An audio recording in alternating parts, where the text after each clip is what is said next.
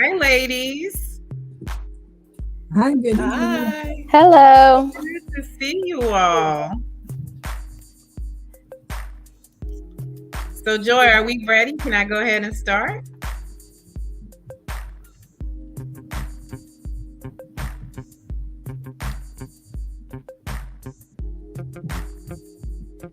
Guess we got to wait for the music to die down, huh? Okay, I think there we go. There we go. Hello and happy Women's History Month. I want to thank everyone for joining us today. I'm so excited about this panel.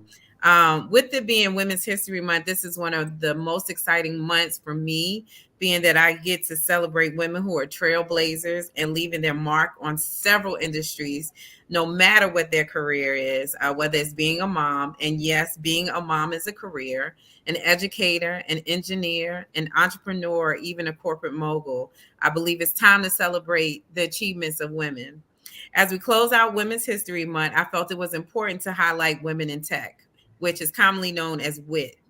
There are women who are breaking glass ceilings and making their mark in a male dominated industry. Many of the ladies that I mentor, I often tell them to explore a career in technology or STEM. So I'm excited. I'm truly excited about today's panel, and I cannot wait to hear what these dynamic women will share with the audience today. I want to say a special thank you to my friend Kipling. She's always standing up to the plate, and she will moderate this wonderful panel and we'll get down to the grit of the questions to ask. Again, thank you so much. And I am going to turn it over to Kipling, who will share who our guests are today on the panel and a little bit about them.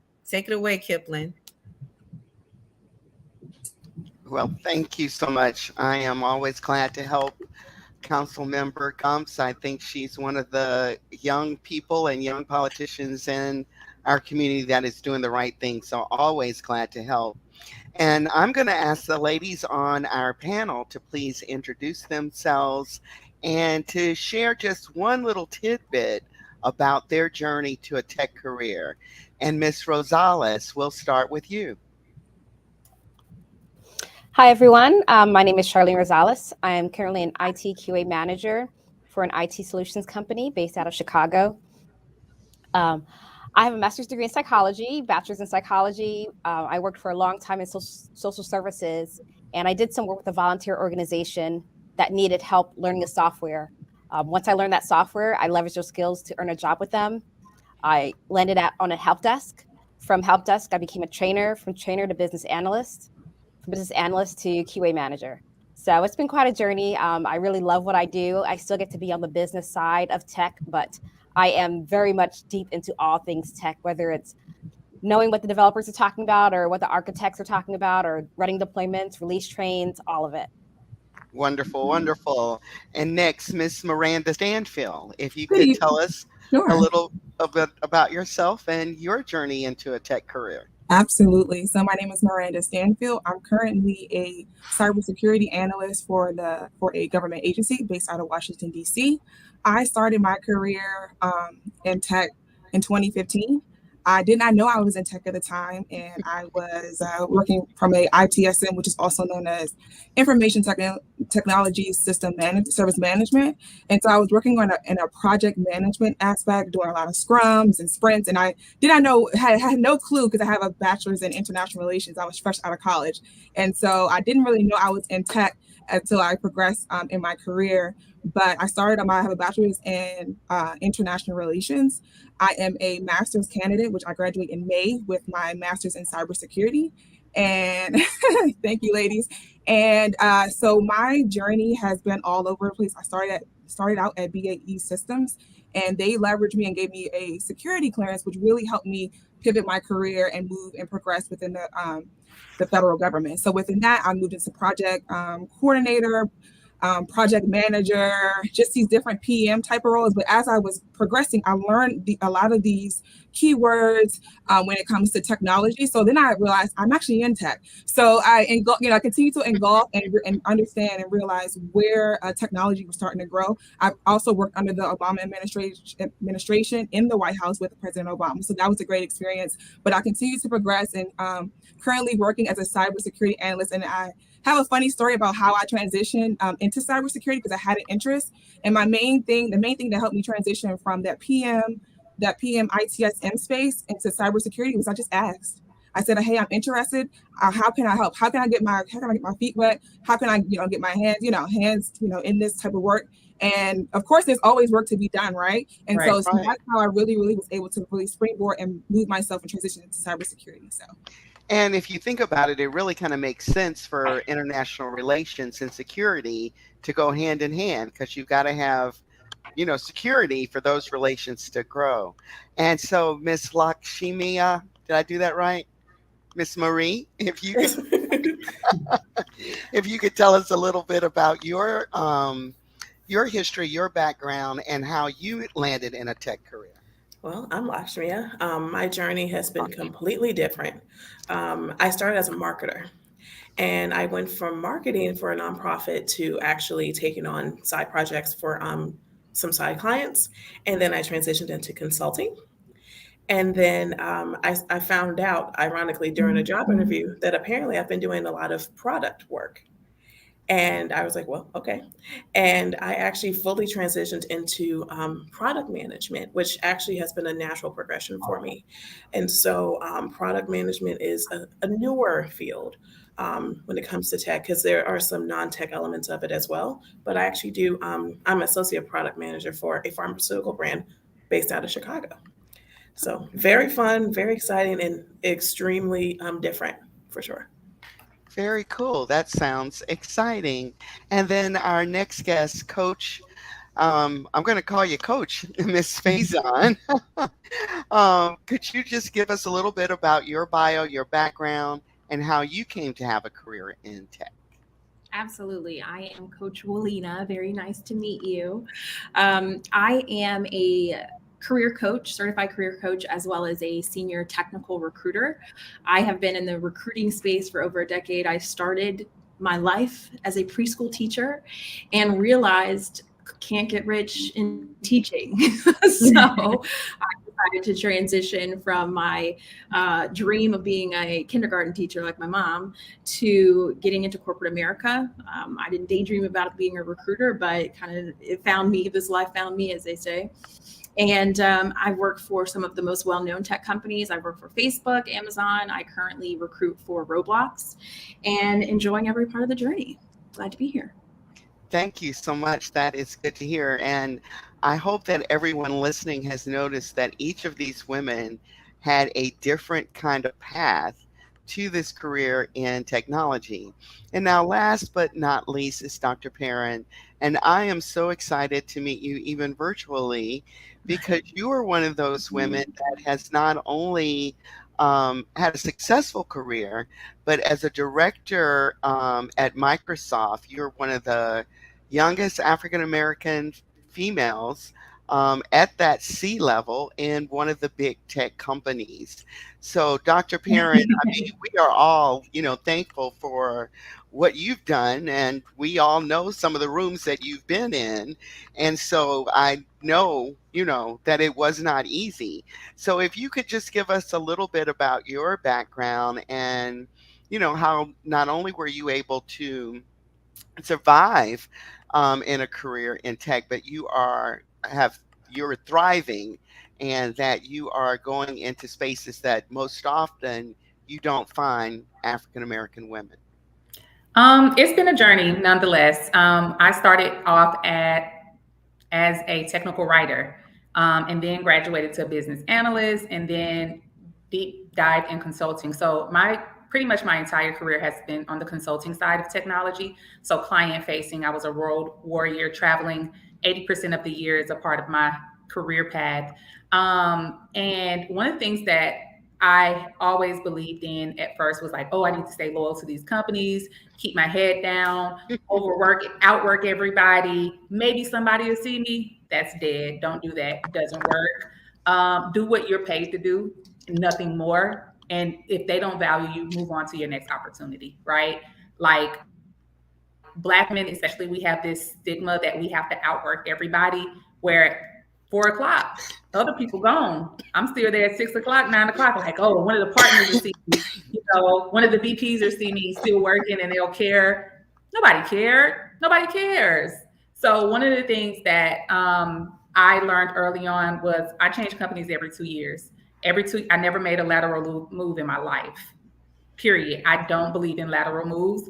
If you're doing it for intentional reasons, like you just have to get out of that space, or it's a company that you really want to belong to, more power to you. I'm not saying I'm against it. I'm saying me personally, I don't make lateral moves.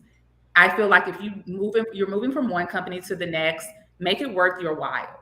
Mm-hmm. Make them pay you what you're worth. Don't be afraid to navigate the conversation around, I need $20,000 more. I need $30,000 more. I need $60,000 more. People do it every day and they get it. Don't think that because you get an opportunity that you should just be grateful and let them shame you into saying, oh, you should be grateful to work for the Big Four or such a prestigious company or this or that. Absolutely not. I just believe in being intentional about everything that you do, from the moves you make to who you work for, and making sure that you navigate that space with intentionality. Who you work for is way more important than what you actually do, because you could love what you do and hate who you work for and get up miserable every day. And I don't promote that at all. Early on in my career, I was just about, I'm gonna make the money, put my head down. If I had someone tapping me on the shoulder early on, I would have said, and that would have said, that's not the way to go. It would have saved me a lot of anxiety and stress that I encountered during my career. And so I come from a non-traditional background, went to law school, I have a doctorate, and out of all of that, I wouldn't change a thing on how I landed in tech. I decided not to practice law, and tech companies at the time was like really into my specialty from law school, which is intellectual property law. So that's how I started off as a tech writer and reviewing SOWs and things like that. And I pivoted into different roles, again, just by changing companies every 2 years. That was my motto. I changed companies every 2 years. And now that I'm a director of delivery management for our ACNI practice at Microsoft, I manage over $80 million of $80 million portfolio for healthcare and life sciences. I'm still, I've been at Microsoft. I was intentional about being there. I'm not looking for my next company, but because Microsoft is so big, you don't have to change your organization to change your role. And as I look at my next opportunity, I'm just being intentional about it. So if I could lend any piece of advice for anybody that's listening, it's just being very intentional about every move, every decision that you make, because it's going to be really critical into how you navigate your career in tech. Dr. Perrin, I think what you're saying is so important, that be intentional, because I talk to a lot of people, and some people, the career just kind of found them. They just kind of got lucky and landed. And I think those stories are amazing. But what I think is even more amazing is when people kind of, like you said, you set out to do something. And I remember when my first job out of college, I was an advertising copywriter. I'd always wanted to be an advertising copywriter my whole life. Did not realize what the job actually entailed, and that for the most part, you were writing some of the same stuff over and over again. It wasn't Bewitch and Darren Stevens and the fun games that they played to make these commercials and advertising. And she was like, no, you've got a good job, you got to stay. But that's because my mom stayed at the same job for 30, 40 years. She was the educator. I think the longest I've stayed at any job has been about 6 years. Yeah. And even then I was chomping at the bit because I get bored and I wanted to do something else. So that, I think what you're saying about being intentional is a wonderful advice. And so I'm going to kind of go backwards and start with Coach Walina. Can you share that piece of advice that someone gave you that opened up your career, so to speak? It wasn't that someone told me anything. It's just I witnessed what you're speaking to. My mom was a kindergarten teacher for over 30 years and spent her life dedicated to you must work hard mentality. You must, outperform and do all of this stuff. And I had that same mentality as well, being raised the way that I was raised. And when my mom retired, she passed shortly thereafter that. And she didn't have a chance to do any of the things that she planned to do after she gave her whole life to this company. Yeah. So for me, it was like, that ain't going to be me. I am not going to give my last breath to a company who is just going to continue to keep going after I'm gone, right? They send a few cards and a sorry basket of flowers. And then who? Coach Walina, who? I don't remember her. You know what I mean? So for me, it was, I had to go out there and almost take it because no one was going to hand it to me. And no one was going to put me under their wing and say, hey, come, this is the way to six figures. Come on over. I had to go out and find it for myself. But I realized the importance of action. Do it. Put yourself out there. Be okay with rejection because you learn from every rejection. Even if the company tells you, no, we're not going to give you that. Somebody will, another company will. It's all about how you sell yourself and sell what, from recruiting, I learned, like, we'll believe anything you tell us if you own it. Right? Yeah. You can't, there's no wavering allowed when it comes to negotiating yourself. The second you leave an inch, that company will take a whole mile. I don't do overtime. Ain't no time and a half over here. Once you're salaried, you want to, no, I can't. Can you do? No, I cannot. I will see you tomorrow. Setting my own boundaries and realizing that the next person does the same thing. My colleagues are doing the same thing. I shouldn't feel bad for standing up for me. And so I just learned from the mistakes of my ancestors and how I am worth more and I don't have to give you my all. Coach Walina, I love that. Saying no. I still remember the first time I told the manager no. And, I said no because literally I had no more bandwidth. I mean, I had been sitting at the desk from 9 o'clock to 3 o'clock. Not going to the bathroom for days. It's like, I can't do it. And, then later, when I told that manager that was the first time I had said no, she accused me of that I said no because she was a Black woman. And I was like, I said no because my name is not Kizzy. It's like, I would have had to say no to anyone. I mean, there was no way I could keep, like you said, that work as punishment kind of thing that so many of us grow up with from our ancestors' work ethic, which is a wonderful thing, but it's also that thing that will have you working yourself to death for someone else. So, Miss Lakeisha, I remembered what you said and then I forgot. Miss Lashmia. Could you give us that one piece of advice that kind of opened up your career and opened up your thinking so that you've been successful? Yes. A friend of mine told me that if I didn't want to do marketing anymore, it wasn't a death sentence. Because I did it for literally over half of my life. And I was like, but I've been doing this for so long. Like, this has been part of my identity. Everybody calls me like the marketing girl and all this other stuff. But I didn't feel attached to it anymore.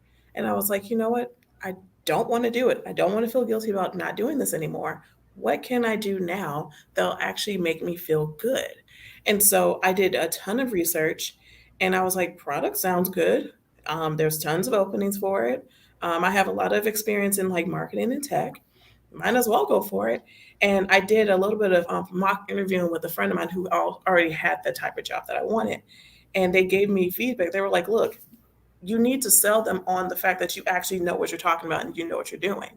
And the more you do that, the more comfortable you are, the more likely you'll actually get the role that you want. Lo and behold, I got exactly what I was looking for. And I don't feel guilty about not being the marketing girl anymore. I love it. I love it. Those mock interviews and practices, we don't get good without practice. And even if, talking to people or interviewing, you think it comes naturally, it always reinforces what you should and shouldn't do. Absolutely. When you get to practice. And Ms. Miranda, what is that one bit of advice that someone gave you that opened up your career? So when I was growing up, my family, my parents grew up poor. We grew up poor in the beginning, but my parents are amazing people and they got us, out of that. But I will say, and they have no education after high school. But my dad, my mom she was that strong Black woman, but my dad, he was also a strong Black man. And so what he did, and he really invested into our education. So growing up, even though we didn't have, all the money in the world, my dad, we went to the library every single Saturday morning and we had to read. And so what that did was it taught me discipline, right?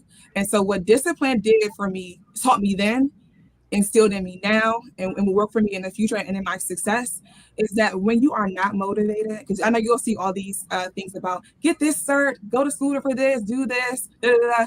But when you're not motivated to do that, that's when discipline kicks in. And so when you are, you're sitting there and you're like, I don't want to study, or I don't want to get this done, or I'm tired of applying, I'm not getting through, that's when that discipline just kicks in and it pushes you. So from a young age, and I didn't even know this, I'm like, mad at my dad, like, I don't want to go to the library, but he instilled that, right? He made sure we went to school. We had perfect attendance growing up. So these little things that were taught to me as a child, allowed me to be successful. So that's why I always say, when you are no longer motivated, when you don't have motivation, that's when you have discipline, and that is what will take you over. So discipline would take you over. I advise teenagers, go to cross country. Just take one cross country class, because running long distance of course it's physical, but it is not nearly as physical as it is mental. absolutely. And when you push your body to go beyond, that first little runner's high at around 6-8 miles, when you push past that, like you said, that's not motivation. That is the discipline to just keep on going. So that is very important, not just in careers, but in your life in all actuality. And Ms. Rosales, if you could tell us that one bit of advice that you got in going into your career that kind of made a big difference for you, that opened things up, what would that be? I don't think I have specific advice that was given to me, but I just kind of found my own way by thinking outside the box. Wherever I go, I make my own space. So I never consider myself an essential person where I'm at. It's always about finding the next person for that position, because I'm making space somewhere else. I'm doing something else. I learn a position, I'm going to improve it. I'm going to make it as easy to do as possible. And then I'm going to find some other processes to figure out and improve, so that the company understands and realizes I can do way more than what I'm doing. We can get someone else to do that small thing over there that you have me doing now, so that I can go do something bigger, better over there. And that's always worked for me everywhere I've been. When I was on a help desk, we didn't have a training program. We would have new help desk people who had no idea what to do or how to solve tickets. I said, we need to train people. Otherwise, our ticket numbers are going to be large, and we're just going to keep getting yelled at. Our reports will look terrible. So I became a training coach for the help desk, which leveraged my skills to go to the training department. And then as a trainer, I said, hey, this system is not designed right for these users. I can't train if the system isn't doing what the system needs to do. And they realized, okay, well, you need to be a business analyst so that you can figure out what the system needs to do so that the trainers can train. And so each time, just keep learning, keep making space for yourself. Never, ever think that you should be essential or be the best person at what you're doing. No, train someone else to do it, make it better, make it more efficient, and make space somewhere else so that you can do bigger and better things. I love that. Mayor Shirley Franklin, she says that whenever she hired someone, she told them, update your resume and let's start thinking about what you want to do next. Yeah. And so she was that kind of leader that was always pushing the people that she hired, like you said, I know you're not going to be here for 10 years. You're not going to be here for that long. So let's start thinking about what it is you want to do next and using what you learn in this job so that the next job will be better. So in the tech world, there are lots of acronyms. I've heard the Scrum Master, QA QT analysis, UXR, it's all of these different things. And there's FANG. Is it going to turn to MANG? I don't know, because now Facebook is metaverse. So for those folks out there that don't know FANG, Facebook, Amazon, Apple, Google. Okay. So if you don't know, those are kind of like the top tech companies that everyone is trying to work Microsoft for. is And in the space. Microsoft. I'm sorry. That's the M. That I knew it was in there. Miranda, don't get me in trouble. Microsoft. So when people are looking for those types of jobs, when they want to get into those rooms, those arenas, Dr. Perrin, I'll start with you.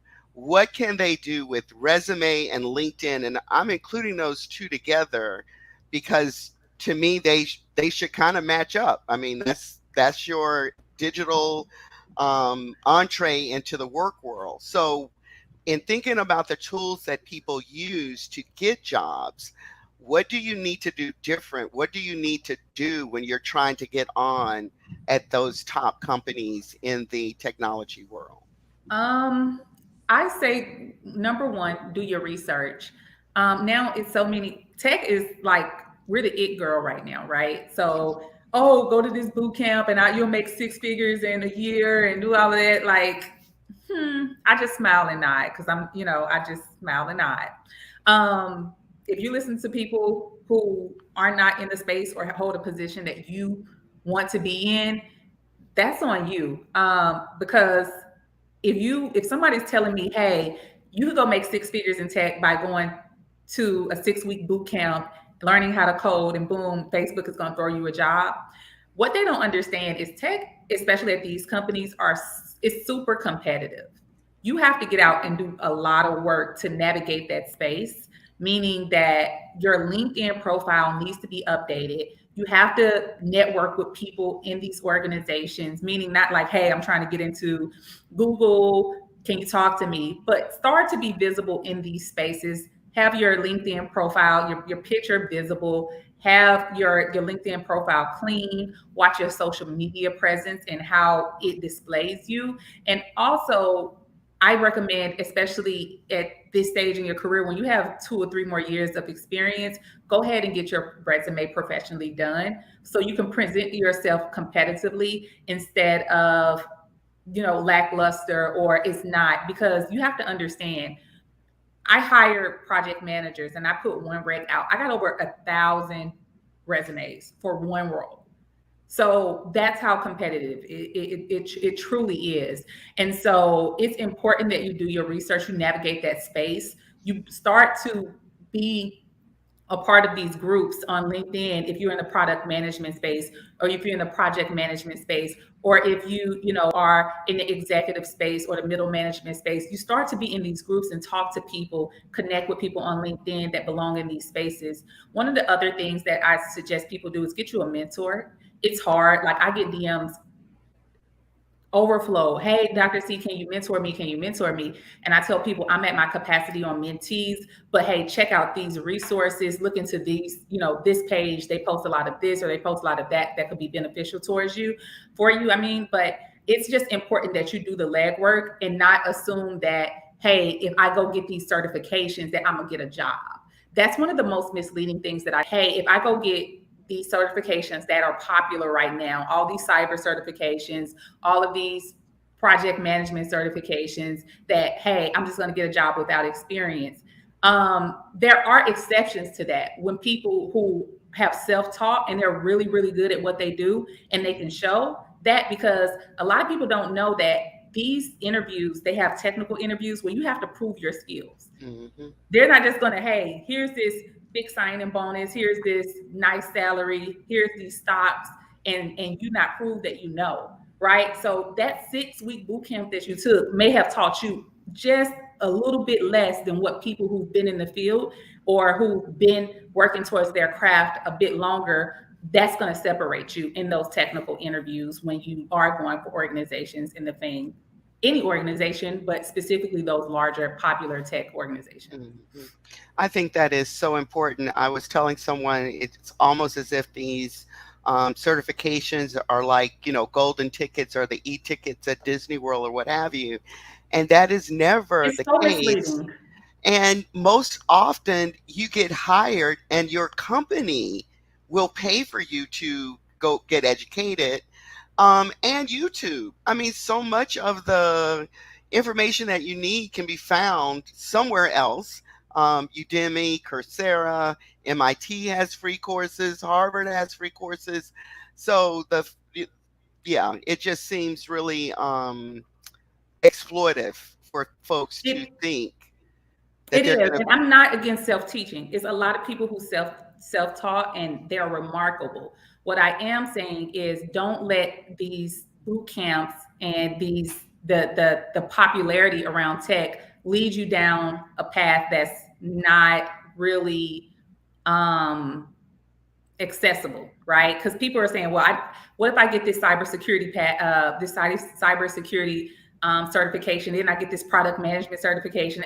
All those together, you still don't know what you're doing. It's not going to get your job. Right. I wouldn't hire you. A lot of people wouldn't hire you because you seem displaced.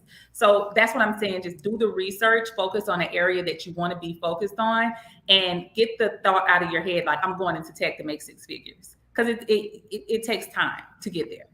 It takes time to get there. Ms. Rosales, what do you want to share about LinkedIn resumes, getting that first foot in the door with your documents, digital and online? Oh, I think Dr. Perrin said it. Definitely get it updated, make it as professional as possible, make it as up to date as possible.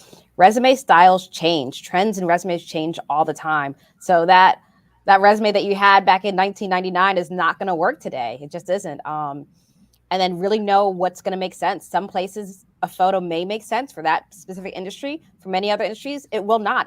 Absolutely not. So just really know what you're doing with when you're getting your resume done, and make sure that it really conforms to what is being put out there.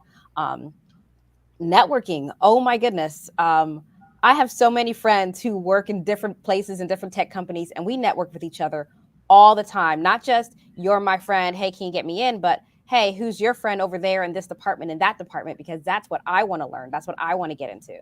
So definitely using your networking skills, and not just on LinkedIn, on Facebook as well, anywhere in real life, people you know in the store.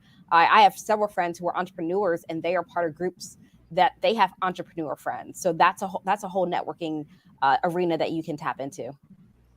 And I think people forget about networking sometimes. And I think people think networking is phony, but it's not. The first thing I say in networking is, how can I help you? Because I've got a sphere of influence. What can I do to help you? And, some people need help, and you can help them. And then you've got, a chit or a, hey, remember I help you with this. I'm trying to do whatever. But it is a nice way to explore things that you have in common with other people, or things that you want to know that they know. And Dr. Perrin is saying, my bandwidth is full, but she's still sending off links and stuff. So, people will want to help you. I remember the first time on LinkedIn, I was in sales, and I called this guy at a bank because I was selling to financial companies. And I heard him lower his voice. I didn't know him from Adam, but we were in the same group on LinkedIn. And I saw he worked at the company. I reached out. He lowered his voice on the phone, which tells you how long ago this was. But he lowered his voice, and he was like, this is perfect timing. They're looking to do whatever. You need to talk to this person and this person. I've never talked to him again.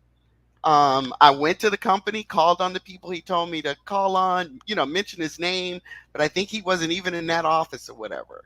But when you're authentic, and it was like, hey, this is my first sales job. I'm selling financial product. I'm trying to talk to people about this. Can you help me? We're in the same LinkedIn group. And, it worked. So, Coach Walina, what do you tell people about, that resume leaked in, that first look that employers, you're a recruiter, employers and recruiters get when they start to judge you, whether or not you've got the receipts to back up all that stuff you've got on online? Absolutely. Great question. For me, especially for LinkedIn, I say your LinkedIn should be your Super Bowl ad space. You have 30 seconds to impress me as a recruiter before I go to the next page, right? I look at hundreds and hundreds of resumes and LinkedIn profiles a day. So make sure what you're advertising about yourself makes me want to stay. Don't put nothing.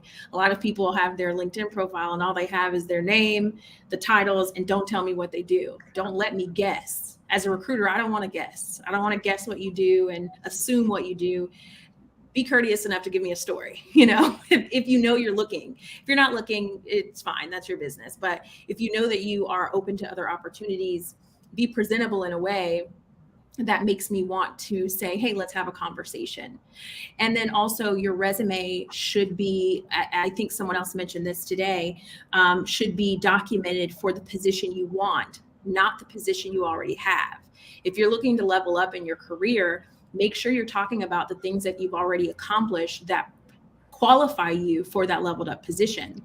Even if it's just customer service, if you're looking for something more, if you're looking to get out of customer service, what volunteer work have you done at your company? What have you done more of that show, oh, I can do this because I've led this project, even if it was something you think to be minute. Sometimes it's actually bigger than you think, right? Of course, the more technical you get in positions, yes, if you get to these big tech companies, they are going to check your coding. You're going to be doing some coding exercises. You're going to be doing high tech bars at these big tech companies.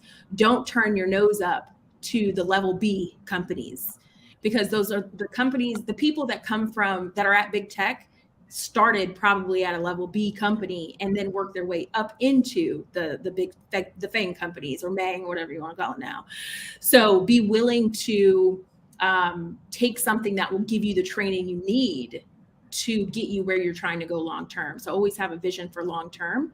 And then also, if you're currently working, if you've got that certification now from a tech perspective, lean in on your current employer. They have a tech team, a department as well.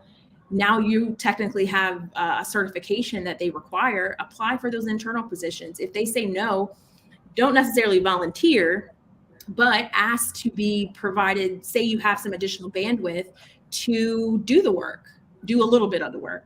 We do nothing for free around here. So don't do nothing for free, y'all. But, in terms of showing your worth, give them a 3-month trial period to show, hey, I'll spare about 2 hours of my normal workday, get the buy-in of your manager. You're still getting paid to do this, and then go and do that work. Now they can see that you're actually doing it. Now you have a little bit of experience. Now they're going to be more likely to say, yes, we want this person. Let's get them in. And then you can also utilize that same experience to transition externally as well. That is such good advice. And I know when you mentioned the volunteer, because we were in pandemic, I had only been in my job about 6 months maybe when the shutdown came, which meant my knowledge of a lot of the folks, that I was working with wasn't there. So when volunteer opportunities came up, there was one that was outside Habitat for Humanity. I got to meet with so many of the folks in accounting where I'm trying to get people's bills paid. And I got to meet with some of the folks in training where I'm trying to learn this new thing on Salesforce.com.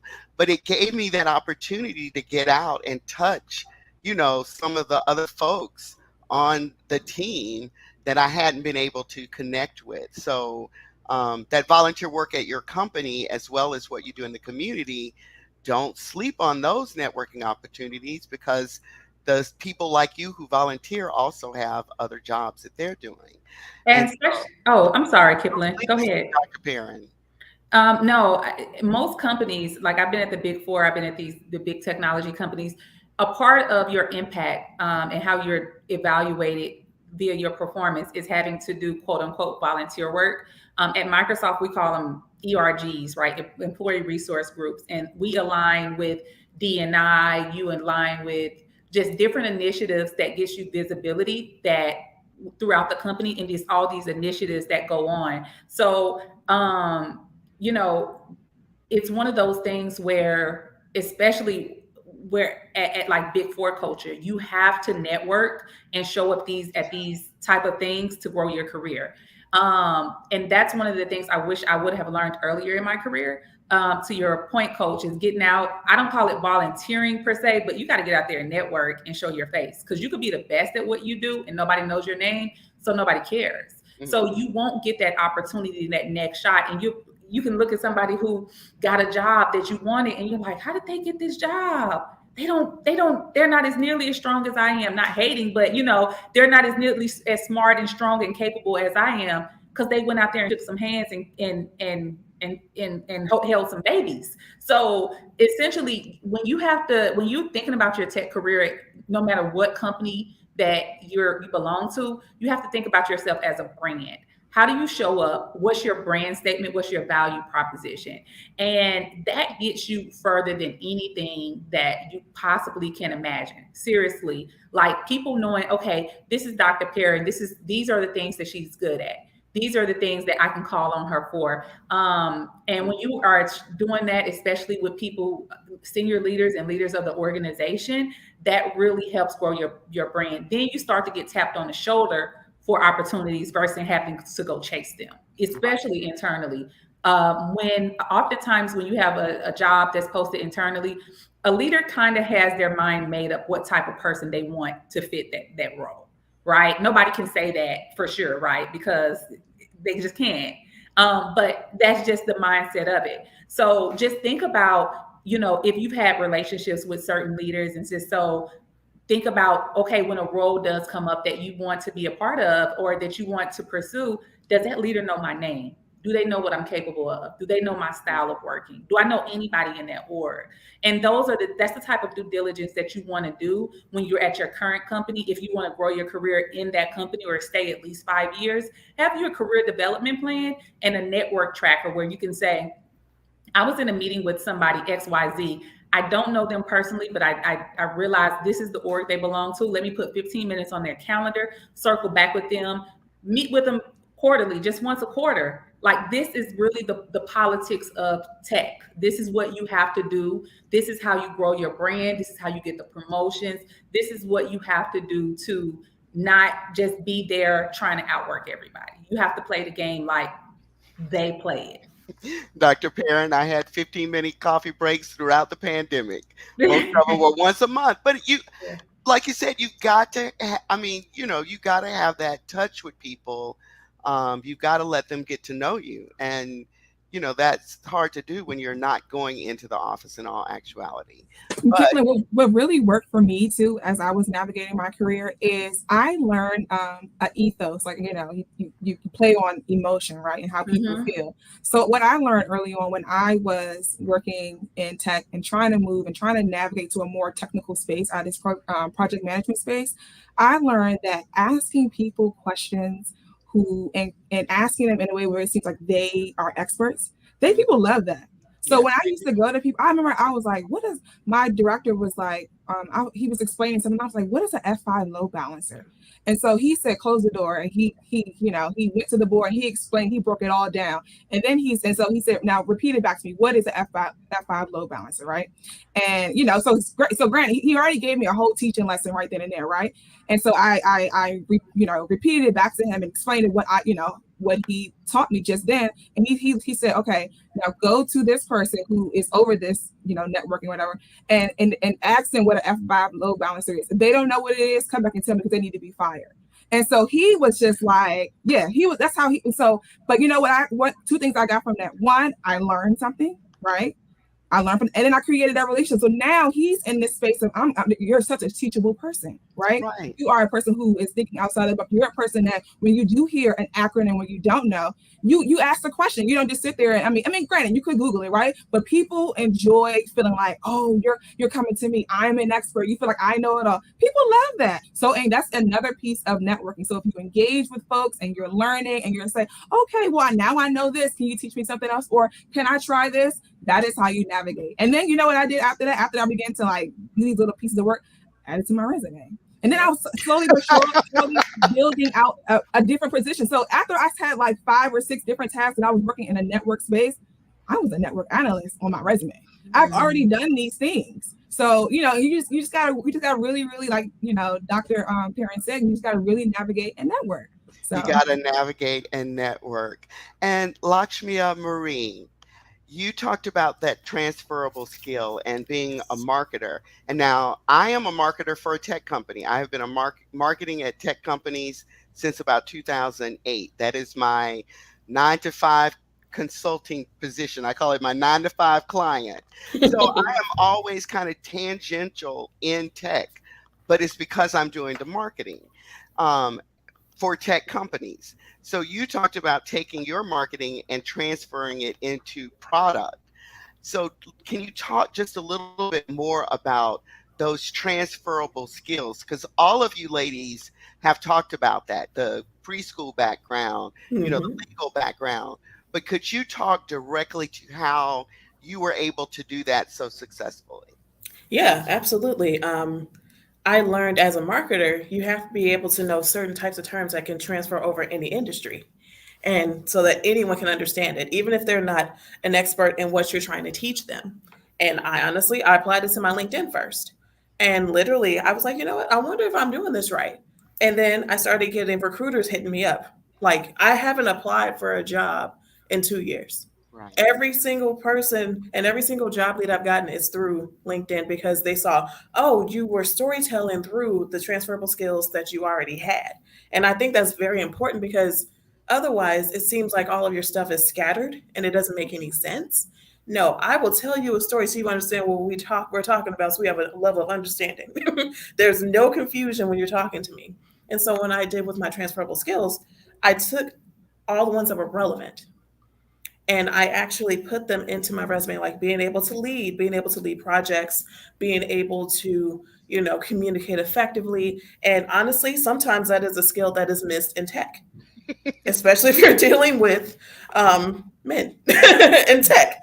That's something that I've noticed that like the communication sometimes lacks. So if you can actually communicate effectively, maybe in written or spoken or anything like that, that is a huge skill. If you can add that a SaaS product, I do a lot of SaaS products. That Explain also what helps. SaaS is. Oh, software as a service. I am the queen of the software as a service. I've been into the game for quite a bit of time now. And that's what I started with. Like I went into that and I also did product marketing for SaaS companies. And so that was even my bigger end because it's like, okay, you're literally like a step away. You know the stuff, you know how to do what you're doing. Can you explain how you can manage the product? Honestly, I was doing it already, to be real with you. I just had a different title because as a marketer for a product, you have to know the ins, the outs. You have to be able to communicate with the sales team, engineers, if you're dealing with engineers, developers, leadership. You have to be able to get buy-in internally and externally and clearly communicate with your clients or your customers. If you cannot do that, you're not good at what you do. No shade. You're not. You're not. And so I'm able to explain to people who are not in my career path exactly what I do by leveraging my transferable skills. Wonderful, wonderful. That is perfect. Now, one of the other things that comes up, and this is not just in tech, but you hear about it a lot in tech, is that imposter syndrome, where people feel like they don't know enough. And I don't know if this is something that's very particular to women or if this is just, something that has kind of always been there, but people are now calling it this imposter syndrome. But the imposter syndrome means that you don't negotiate for the better salary because, like you said, you just happy you got the job. Imposter syndrome means that you kind of just stay in your corner. I think Dr. Perrin said it, that head down, I'm just going to do this and, not look up. But have any of you all encountered that in your career? And then what do you do to overcome it? Because I'm not necessarily saying that I have encountered it, but I do know that I spend an awful lot of time reading my emails to make sure all of the grammar is right, and that, nobody is going to come back and go, oh my God, this little girl, she don't even know how to write. So I subscribe to Grammarly. I make sure, and I have a comfort, I can hit send on the email without agonizing over it for 30-40 minutes. But we've all kind of been there in those situations where you're doubting yourself. And when that happens, is there that one thing that you might do to kind of snap yourself out of it? What do you recommend for the people that you mentor when they encounter that, or when they call you, and you're like, girl, you can do it. But, what do you say to people? And what do you say to yourself when that happens? And Dr. Perrin, I'll start with you. Look in the mirror. You that girl. You're going to continue to be that girl. Look at all the incompetent people you work with and see what they're doing. And they don't have no idea. And they make mistakes every single day. You're human. Even if you make a mistake, that's cool. Roll with the punches. Like, I'm not even trying to be arrogant about it, but you work with so many incompetent people everywhere. And a lot of people who with huge egos, those egos have gotten them into doors that you're like, how did they get here? And you stressing over a typo? Like, no, that's dead. And I'm super passionate about that. Imposter syndrome is dead, bury it.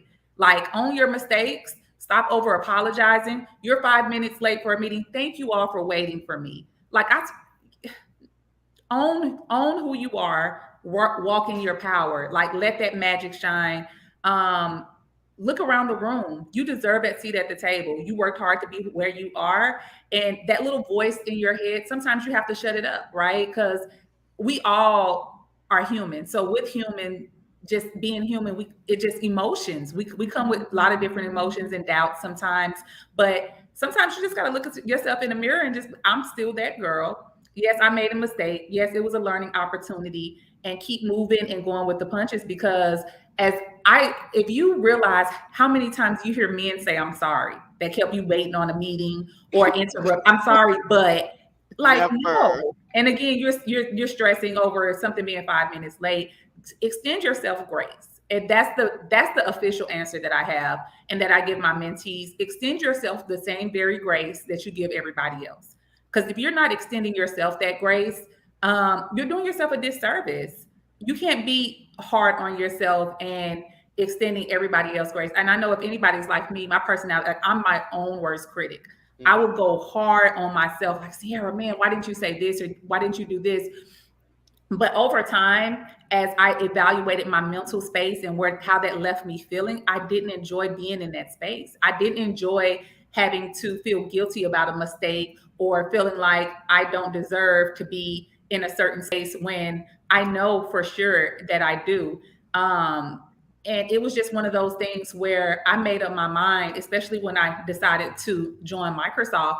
I became the leader that I felt like I always needed in my career, especially in the tech space. When you're either one of three things, you're the only woman, you're the only Black woman, or you have a double, you're the only woman and Black, and it's just one of those things. So how do you navigate in that space is hard. And unfortunately, a lot of people don't get it until they're in that space. A lot of white women won't understand what it's like being the only white woman. A lot of white men won't understand what it's like being the only white male. So you navigate that space and you build yourself up, because nobody's going to come and hold your hand. And that's just the reality of it. You build yourself up where you know you're capable, and you keep growing and you keep thriving, and you own your mistakes. They happen, they come, they go, but don't beat yourself up about it when you have people doing nonsense and they still have jobs. Like, don't be so hard on yourself. Dr. Perrin, you were reminding me one day with me in the email, I forgot the attachment. And so 5 minutes later, of course, someone says you didn't send the attachment. And I'm like, oh my God, I forgot the attachment. I can't believe it. Well, about 15 minutes, I sent the attachment and I'm beating myself up. About 15 minutes later, email comes company-wide. And it's this big email. And then 2 minutes later, you get another, oh, I forgot the attachment. And it was like, okay, Steve, you forgot the attachment to a group. She forgot the attachment to the whole company. It happens. And here you are beating yourself up about like those minor mistakes. Kill imposter syndrome. It's dead. I'm done with the narrative of imposter syndrome. I'm like, if I make a mistake, I make it. I own it. Accountability, 100%. But life goes on. Let's go. All right, Miss Miranda, what about you? What do you say to mentees, the folks that you mentor, when they call you with that kind of feeling? Practice confidence. You know who you are. And I want to piggyback off of Dr. Perrin. Like, one, I stopped apologizing a long time ago. I know I'm not sorry. Thank you for pointing that out. Thank you. But I'm not sorry. I want Black women in particular to really stop saying I'm sorry. No, you're not sorry. You're not sorry, and you don't need to apologize. Like, you are not a sorry person. You are not a sorry Black woman. You made it to this space. You are not sorry. You are far from sorry. So I don't say I'm sorry anymore. So I stopped that. And I do, and I don't do either. I don't laugh. And when I have made a mistake and someone jokingly points it out, I don't laugh. It's not funny. So I'm giving you a straight face. I want you to know that what you making a joke out of my mistake is not funny. Mhm. And so I just really just practice confidence. I Really, love really that. practice confidence. So I like, and like Dr. Perrin said, when I do make a mistake, if I do, I own it. Thank you for pointing that out. I really appreciate that. I'll note that for next time. And that's the end of it. Life goes on. Yeah. Life And if goes you don't on. want me here, if it's that big of a mistake, you don't want me here, I'm not supposed to be here then. Yeah. Yeah. So Coach Walina, what do you do? Because I'm sure you've had candidates call you back because they think they said that one thing that's going to prevent them from getting the job. And then, it's not going to be one thing, it's not going to be Right. one thing. I promise you that. But what do you say to your folks? Yeah, I mean, we're all human, right? I've been there. I hope this is a safe place because I've been there. When I first got at Facebook, I was like, how did I get here? Yeah. Nobody looks like me. I'm in Disneyland. How did I get into the door? And my manager, who also happened to be an African-American male, was like, you belong here. Like, and it's stunting your growth because you're so busy. Like, what am I doing here? Are they going to notice? Are they going to notice I'm not supposed to be here? Is someone going to escort me out of here? Those type of thoughts that you tell yourself, is all wrong. They didn't hire you by accident. They didn't interview. They're not asking you for an interview by accident. So when I have my clients that have those same feelings, it's natural. It's natural. We do have those moments to the untrained mind, as we say. Of fear of failure, fear of success really is really what it is. And just telling them that they belong there. Take solace in knowing that you're supposed to be there. You're not there by accident. And they didn't ask you to interview with them by accident. They're not trying to waste their time with someone unqualified, which means they believe you offer something to the table. So take heed to that and know that you're supposed to be there. I tell all of my clients to, before an interview, pick your favorite song. I'm from the island, so I have this favorite Caribbean song that I sing. Well, I don't sing it, but they sing it, I dance along. And I tell them to dance it out. Get all of that stress out. Get all of that anxiety out. Give yourself a second or two to, dab yourself off if you didn't sweated your dance out and all that kind of stuff. But get the nerves out, because the energy you bring into the interviews, the energy you bring into your first day is the energy that's going to also be reflected back to you. And if you bring in that negative, oh, I'm not supposed to be here, or, oh, I'm so sorry, never diminish your existence based on what you think is right, what you think you're supposed to do. I used to be the person that's like, oh, I'm just so grateful to be here. I earned the spot to be here. I don't hear anybody else in my group saying I'm grateful to be here. So I've stopped myself from saying that. Like, I'm supposed to be here. I worked my butt off, if you will, to get into this room. And I'm going to speak up for the people that are not here, but it's a part of growth. Know that you belong there and that they're not doing you any favors. You earned your spot. So don't be grateful for the job. Don't be grateful for the opportunity. Just like everybody else, you earned your keep to be there. So take grace in knowing that you're supposed to be there.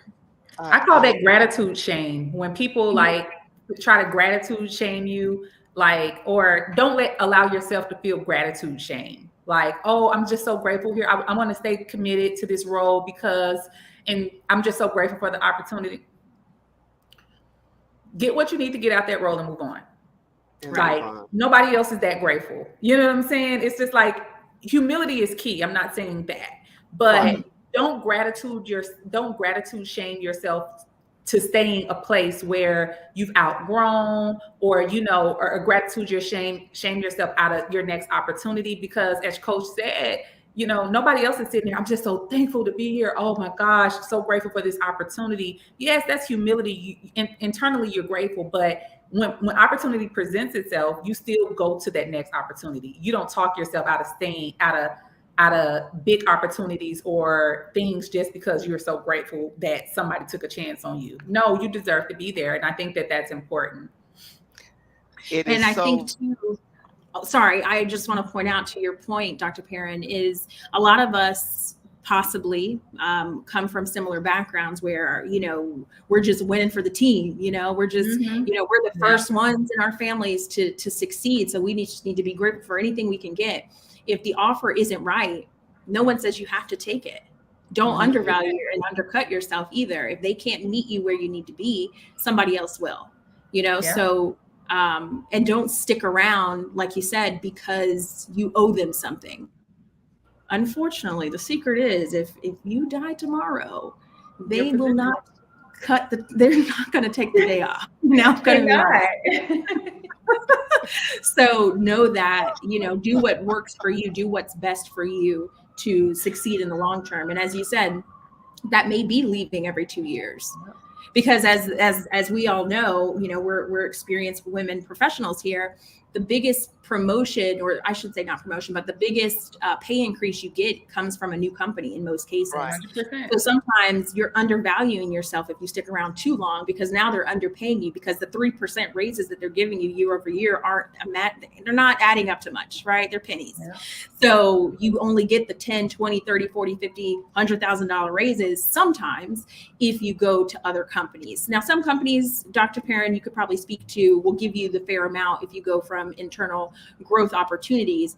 But in a lot of cases, unless you're at a big tech company, that is not the case. And you do need to go externally and find opportunities.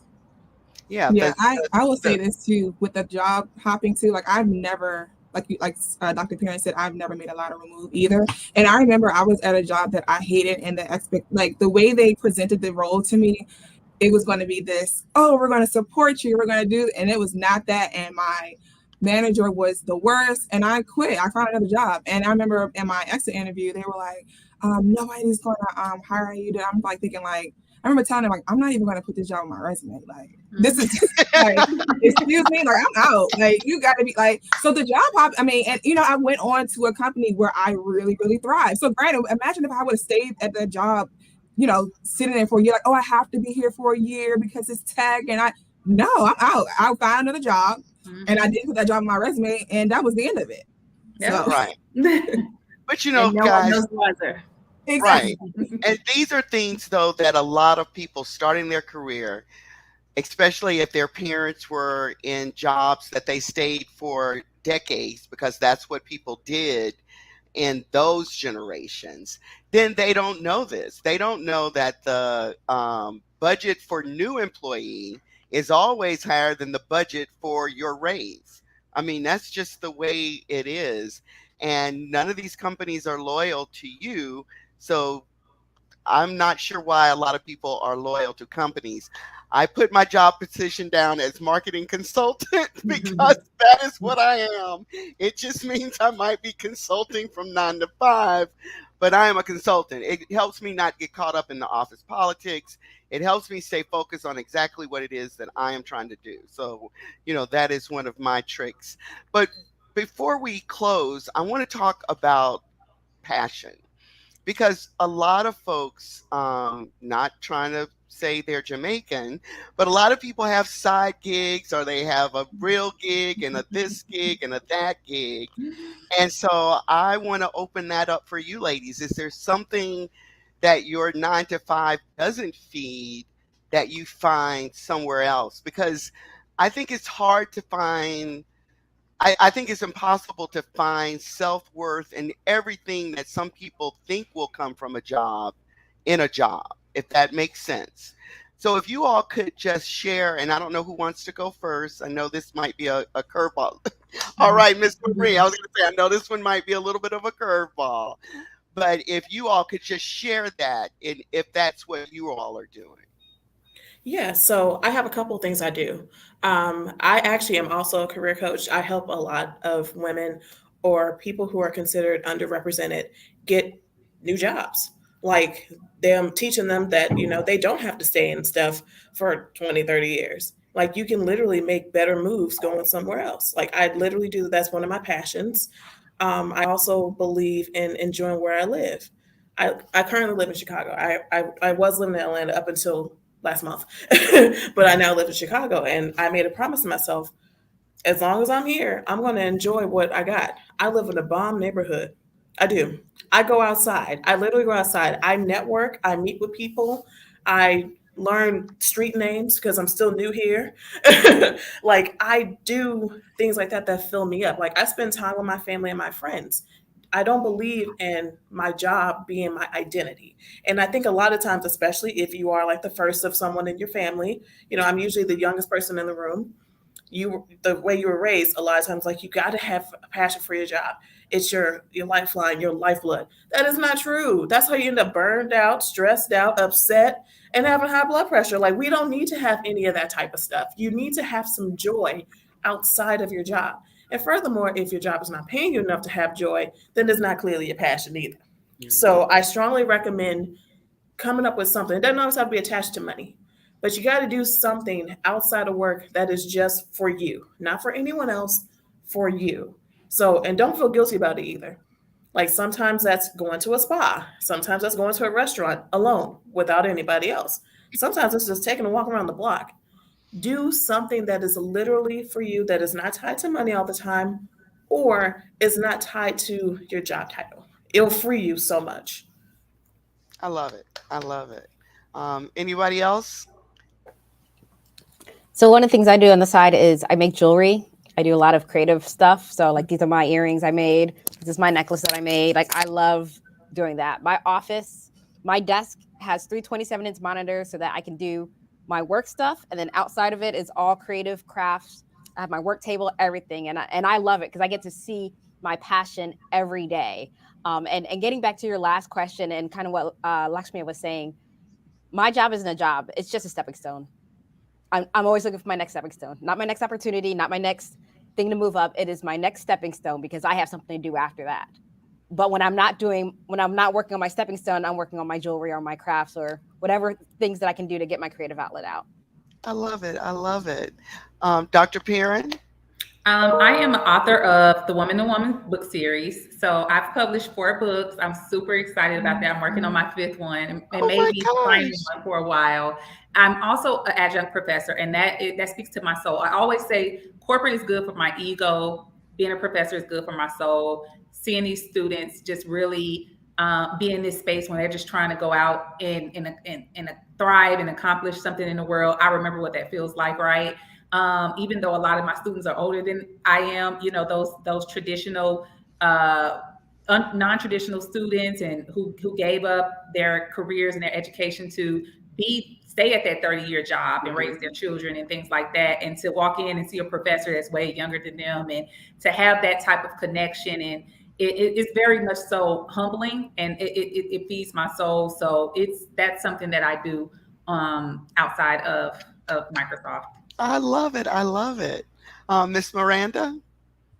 So I, on the side, I do help folks transition into tech, but my passion is truly for children. Like I love children. I have a nonprofit that in the past, I had put together like large backpack giveaways. And so right now, and I guess I can just tell everyone, I was gonna keep it a secret, but I'm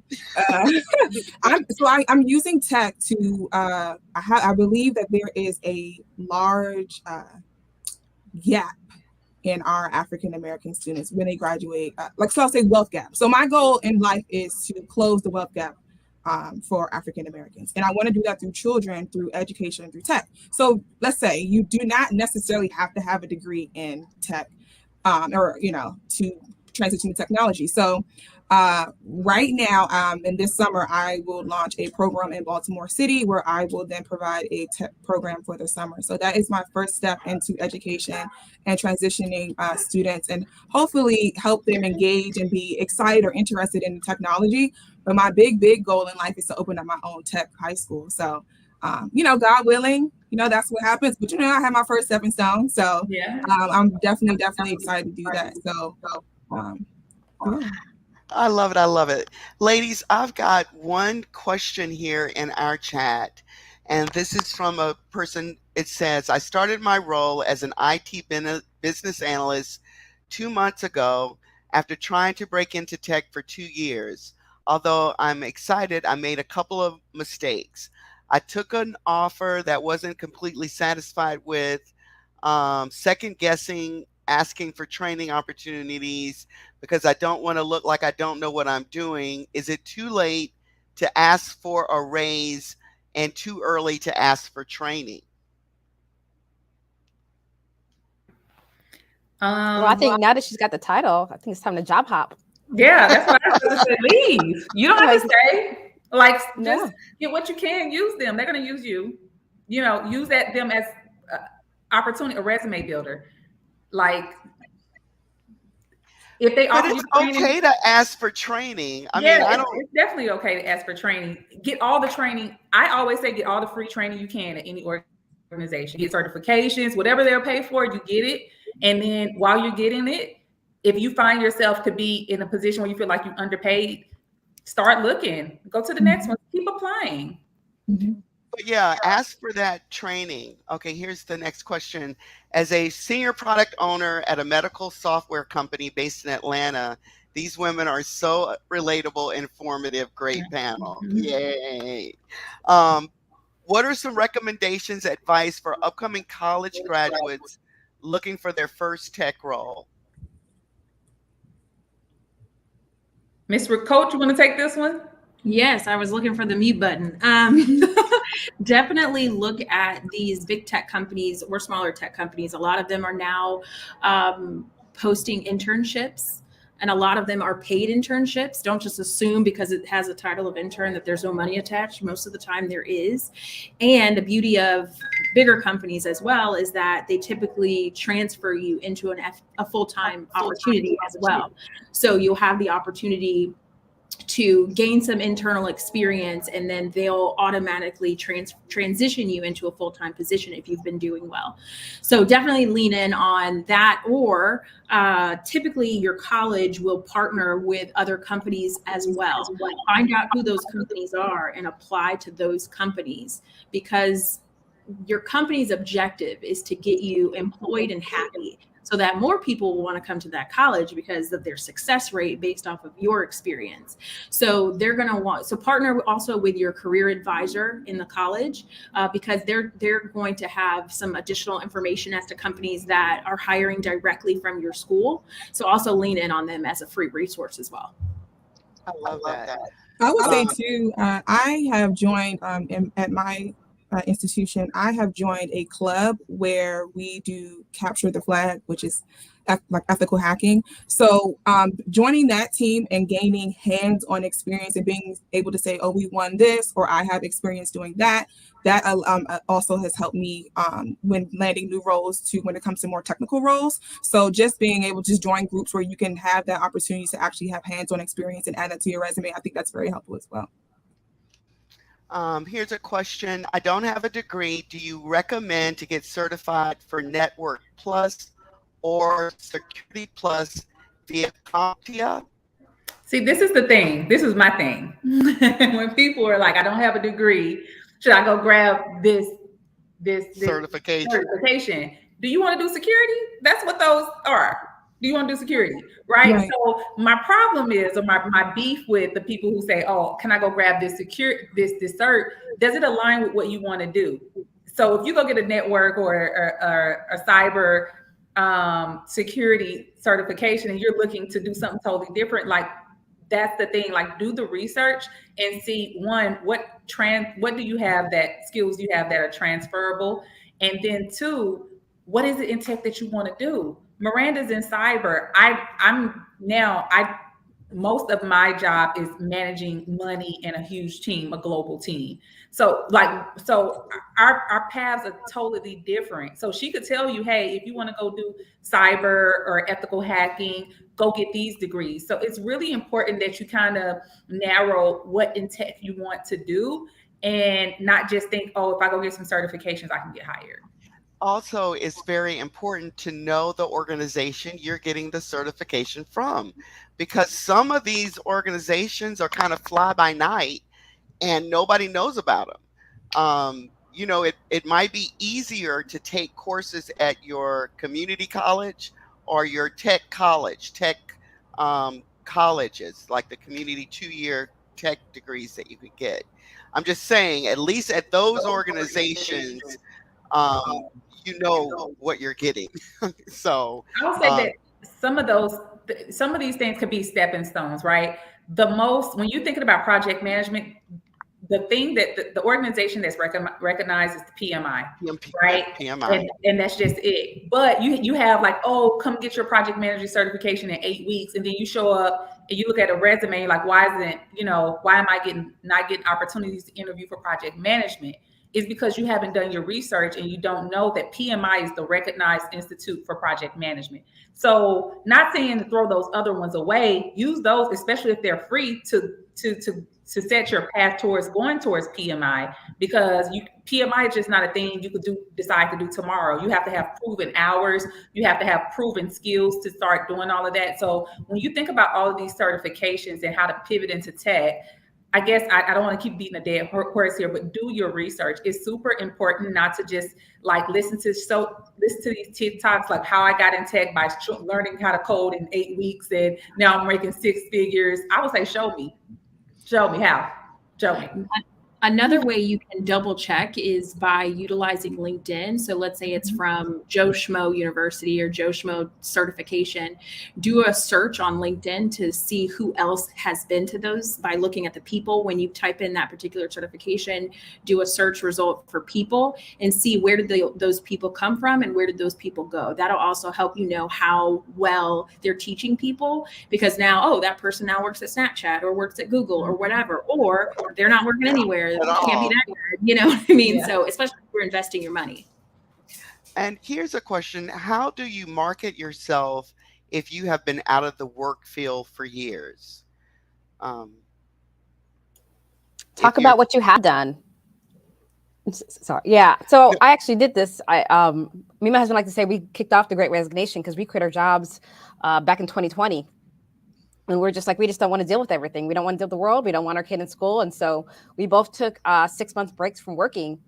And so when I started interviewing again, and I had that 6 month break, I said, yes, I've done a whole bunch of work in my life. And these are all the things that I've done. And these are the skills that I have. And I continue to have these skills because I can talk about this situation and that situation, which many interviews are going to be situational. So if you can give your answer in a situational format, they know that you still have those skills. So it doesn't matter that you have a 6 month gap, 2 year gap, 5, 10 year gap.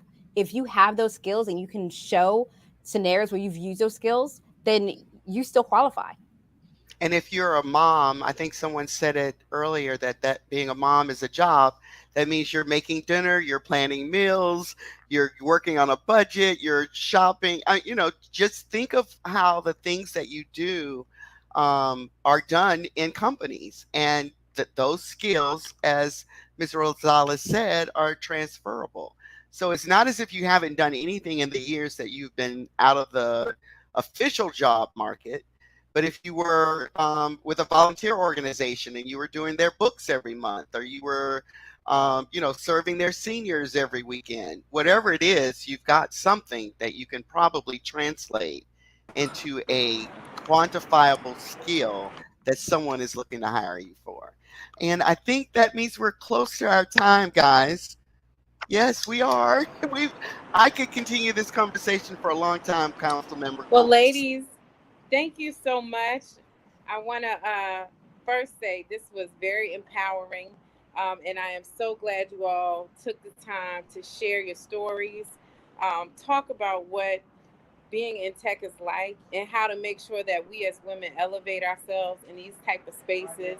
So I am so honored that you all did this, and I appreciate you all for sharing Women's History Month with me. I'm somewhere where it's really, really loud, so I apologize. But I just want you to know that I am proud of you all. I will continue to cheer you on. So if there's anything that I can do to help you, if there's anything at all.